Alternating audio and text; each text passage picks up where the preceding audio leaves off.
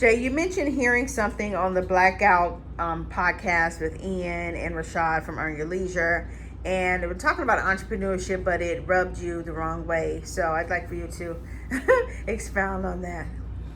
Nah, I actually dig their show. I dig it. I like it. I watch it when I can. I don't have that much time to watch the whole show, but I watch the clips for sure when something come across. And I think this clip was cool, but the thing that made me mad, and I get mad all the time about this type of stuff because I think it's just very misleading, was I think that Rashad asked a question about what entrepreneur, if they had to name one that, I guess motivates them or inspires you or something. I don't know, something like that. I don't want to misquote. But so Ian had somebody, I thought it was a dope situation, somebody that not too many people know.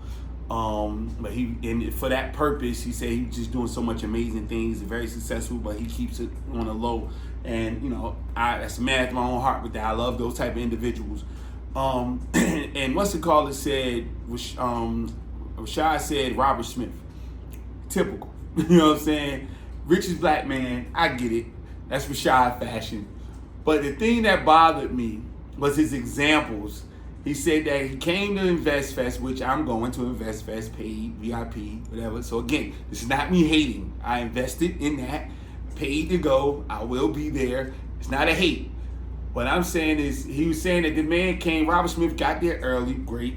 We're all supposed to do that, 5 a.m. club, right? But he was questioning them about their setup.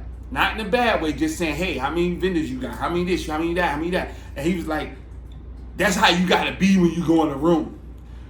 I thought that was total bullshit, right? Because if a regular person, if I don't know them like that. So I go to InvestFest, fly into InvestFest, come early, and I see him, Troy, Ian, any of them, and I just start drilling them about their setup. They're gonna look at me like, who the hell is he?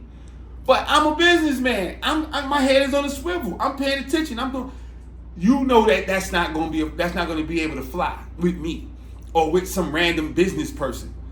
Yes, it's cool for Robert Smith, the richest black man, somebody you look up to ask you whatever question. You feel like, hey, let me go ahead. You want to show him that you got your shit together. You ain't gonna want me to just come up and just drill you and ask you stuff under the name of I'm just being a good businessman. You'll be like, why you so damn nosy? Who are you? Why you in here? You know what I'm saying? And you might not say those exact words, but it's definitely not going to be received that way. And so I don't want people, the millions of people, I'm going to say millions, I hope it's millions for you, of people following y'all, because most of them aren't where you are. And they're going to be thinking that shit is cool, and it's not going to happen. It don't work like that, and we know that. We know business doesn't work that way. Yes, I would go into that same room, and I've been in those rooms with the same questions, but I'm getting the answers on my own. I'm counting. It's 10 rows, 50 people, okay, 500 vendors. Oh, shit, okay. I'll find out on the website, oh, they was charging $5,000 a vendor table. Okay, so I'm doing my own math, and I'm looking at the setup, and I'm looking at what this is. Oh, man, they got it at the Georgia World Congress Center or whatever. Boom. Let me call them up. How much would something like this cost for 3 days? Well, and now so they had to pay somewhere about $20,000, $50,000. That's how you would do it. Because most business owners ain't just giving you that information. And so for him to portray that that's the way you're supposed to be, and then you're gonna get somebody spazzed out on, and then this is the type of stuff that make people leave your page or your platform or start thinking that entrepreneurship is this or this is it's a bad misrepresentation. You know what I'm saying? And it's about comfort. These people have to get into a space where you're comfortable with them. That's when people start telling you information. And a lot of times that ain't the case without you paying. So that's what made me mad. You know what I mean? It's always because another thing, it's not where you're just saying it because you're in awe. You're saying this is what people should be doing. You should be this. How you come into a situation. And again, you said people walk into the room and there ain't nobody saying nothing to them. Like, that's normal.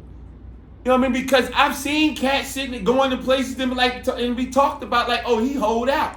He fanned out. He's sitting there, oh, let me talk to you, and he chasing you down and get information and badger you. Nah, man, like, yo, that ain't for everybody. Everybody ain't got the nuts to go out there and do that, and that's cool. You know what I'm saying? If they in the room, that's great. That's a step for them. That might be the step for them. The other person probably been there 3 times already. And so now it's time for them to take the step and go and talk to a Robert Smith and take a chance, because it's really taking a chance. He is a lottery ticket. The average one of you dudes who are popular on social media are not just talking to anybody who walk up on you. You're not. And stop acting like that. That's all I'm saying. Like, stop making it seem like people are not winning because they're not doing something once you're in a certain space. They have to walk their dogs just like you walked your dogs. I want you to make them comfortable. I want you to keep telling them to come to Invest Fest, join the EYL, learn. And then also I want you to tell your cohorts and your homies and you yourself to be approachable. Don't come on the show and clown jokers. Don't, just because you ain't say their name, they know who they are. They know who they are. They know exactly who they are. And I've been there. And I'm not even feeling away years ago. I've been there. I've hollered at cats and they flexed. They flexed and I'm like, damn, you made it seem like it was, open season. Go ahead and reach out. No, they flexed. So because I've been there and I know what it feels like, I want to tell other people, don't just press your luck like that. Get comfortable. Make sure they're comfortable with you. I would go through the channels. If they got an assistant, they got what's the, hey, how can we talk? Even if I see you right then and there, how can I get on your calendar? What do I need to do? Is it going to cost me? Whatever. Because I would rather make sure I know I'm going to be able to talk to you than put myself in that situation, because I ain't got the temper or temperament to deal with that. You know what I'm saying? Then it's going to be, oh, he got mad, he want to talk to me, fighting. No, I'm just ain't that person.